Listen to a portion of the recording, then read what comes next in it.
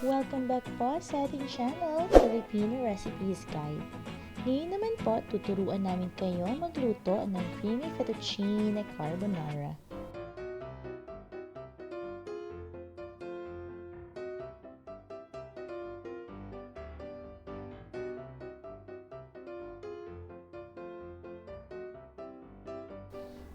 Medyo marami nga lang guys ang ingredients na kailangan natin ngayon. 500 grams fettuccine pasta, 1 cup cooking cream, 1 cup fresh milk, 20 grams of butter, 4 cloves diced garlic, 100 grams of fried diced ham, 1 cup Parmesan cheese, 1 cup sliced mushroom, 1 piece diced onion, 100 grams of crispy fried diced bacon, 1 piece egg yolk, 1 tablespoon salt.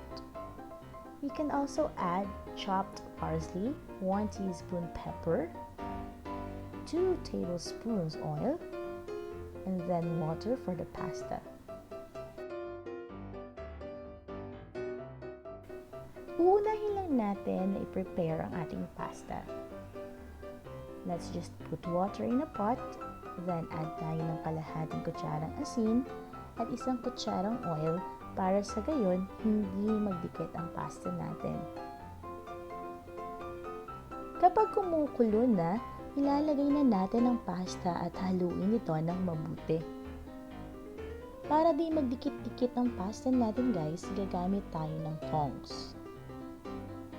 So, nakakatulong din talaga ang paglalagay natin ng oil sa water.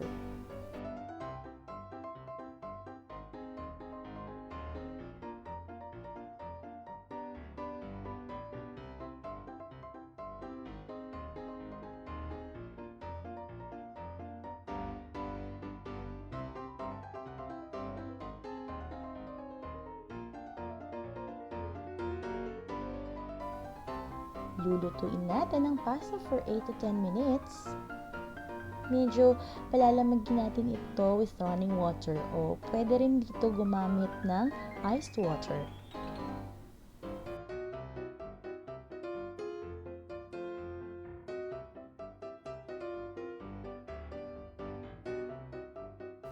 Let's strain the pasta and add a little bit of oil and mix it. So, ayan, itatabi lang muna natin siya guys. Ngayon naman for the carbonara sauce, in a preheated pan, we will put a little bit of oil and butter.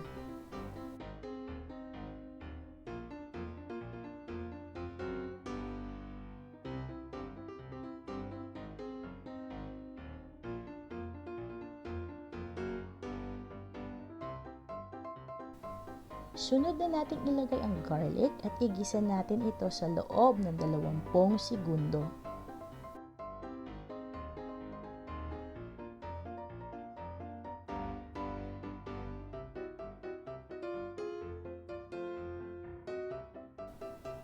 Kasunod naman natin igigisa ang diced onion for another 20 seconds.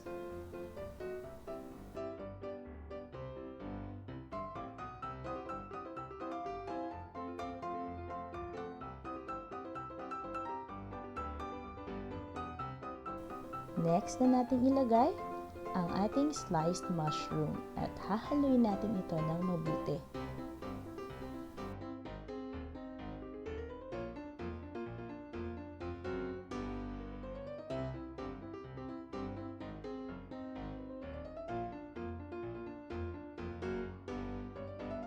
Ilagay na natin ang ating sliced ham tapos hahaluin ulit.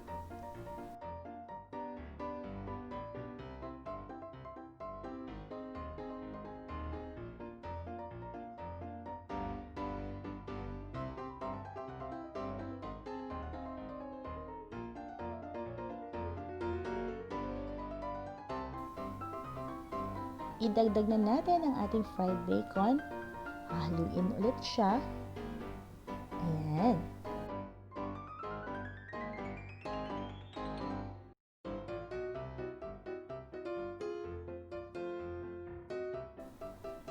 idadagdag na natin ang ating 1 teaspoon pepper at yung optional nating parsley.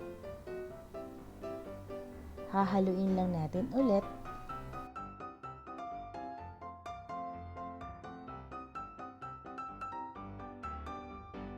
At pwede na natin idagdag ang ating fresh milk at cream. And then hahaluin ulit natin siya ng mabuti.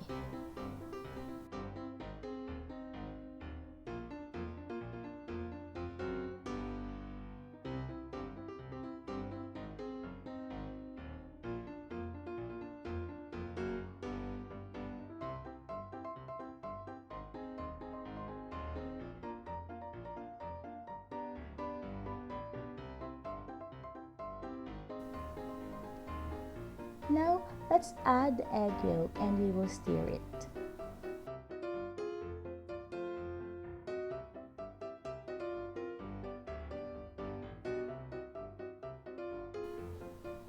Kasunod na natin ilagay ang ating salt at parmesan cheese. Medyo pahihinain lang natin guys ang apoy ha para di mawala ang creamy texture ng ating carbonara sauce.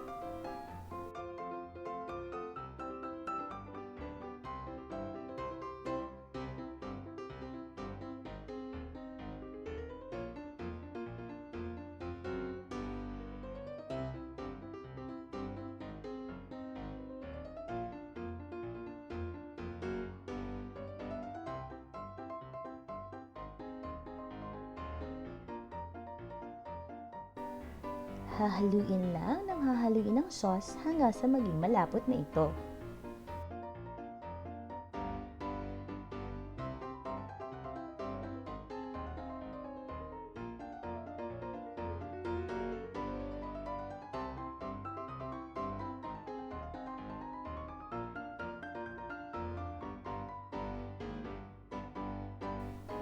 Tadan! Ready na ang masarap na merienda para sa buong pamilya. Our fettuccine carbonara.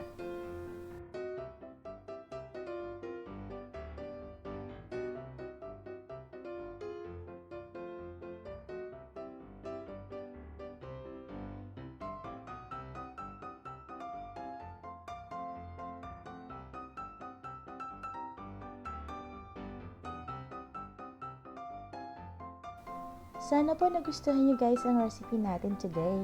Huwag niyo din po sanang kaligtang i-like at i-share ang channel na ito. Please also subscribe this channel for more Filipino recipes guide. Salamat kayo guys!